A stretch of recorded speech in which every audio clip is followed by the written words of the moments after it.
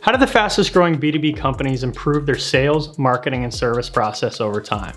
As I've mentioned in other videos, I've worked with over 1,000 revenue teams, many struggling to grow and others in hyper growth mode, including working internally at Salesforce as they grew from $5 billion in revenue to $10 billion in just 3 years. In another video, I shared a high-level overview of how these top performers build a predictable, high-growth revenue engine. And in this video, I want to go a layer deeper and talk about how these top performers map out their step-by-step, channel-by-channel process to measure it and improve it over time.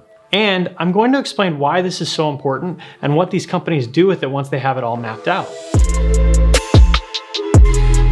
Okay, so let's dive in. Let's start by looking at our ultimate goals. We want to generate sales pipeline, sales qualified leads or SQLs that is, convert them to paying customers, and over time, maximize the lifetime value of each customer. In order to execute, measure, and improve the process, we need to break it down, channel by channel, from outbound prospecting to inbound marketing to retaining and growing existing customers, as well as referral partners if applicable.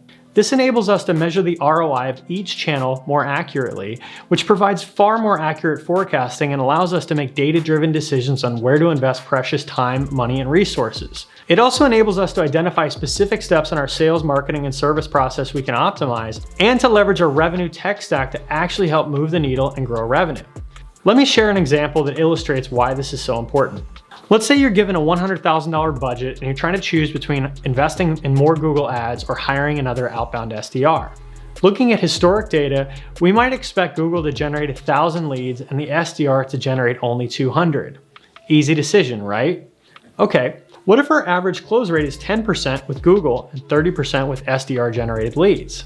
Okay, Google still wins here. But what if our average sales price is $10,000 with Google leads and $30,000 with SDR leads because we're targeting larger accounts with our outbound? Suddenly, hiring another outbound SDR looks a lot more attractive. Now, what if we take this all the way to lifetime value, finding that our SDR is generating customers that spend $40,000 with us over the life of their relationship?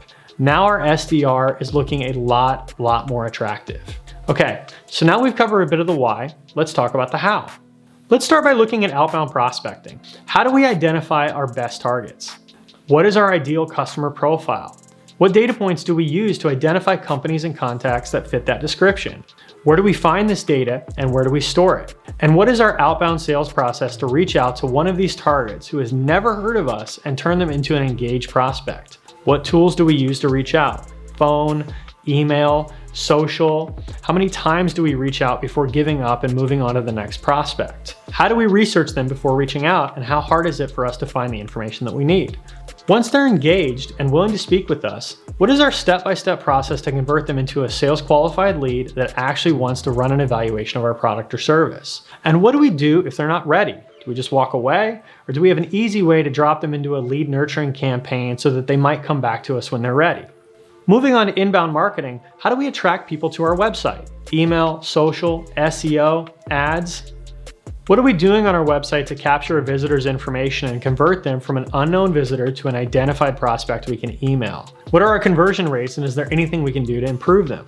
How do we nurture these prospects and convert them into an MQL and ultimately an SQL that actually wants to speak to sales? What are our conversion rates here from each marketing channel? And what revenue and lifetime value do these leads ultimately result in? Moving on to existing customers, we have many different ways to grow revenue from our customer base. What is our step-by-step process to grow an account after the initial contract is signed? What does an SQL look like for an existing customer, and what does our team need to do to generate one? What is our average pipeline and sales in the first year from existing customers? What about the second? And do we have a defined process for renewals? Are we automatically generating renewal opportunities the second that the first contract is signed? Do we follow up with customers properly to maximize renewal rates? And what does customer success and customer service do to help us optimize this outcome? Finally, we have referral partners or channel sales. And we should ask ourselves, who's referred business to us in the past and who could in the future? How do we prioritize them, and what specifically do we need to do to grow and nurture these relationships? Is it coffee or lunch, phone or Zoom calls, sharing content via one-to-one or mass email?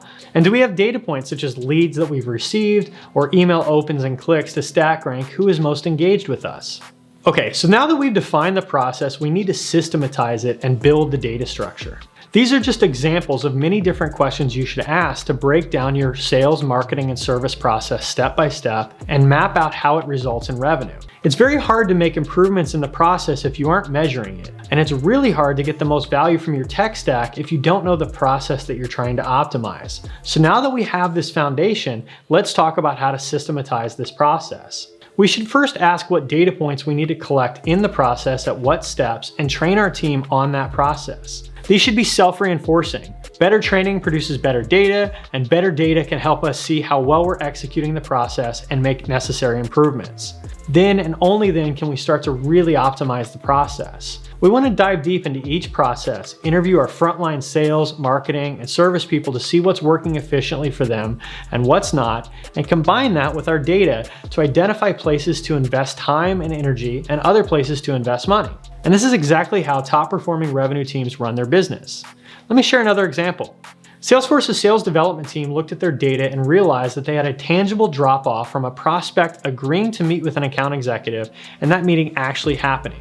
SDRs would end the call and send an email intro, and then AEs would have to chase down these prospects. It sounds so obvious, but this kept happening for years until they made a small tweak. They started asking SDRs to simply look at the calendars and book the next meeting right on the call. This resulted in an almost 100% conversion from SDR call to AE call, and resulted in hundreds of millions of dollars of additional revenue when aggregated across the entire sales funnel. It sounds simple, but little tweaks like this can really add up when aggregated across the entire organization.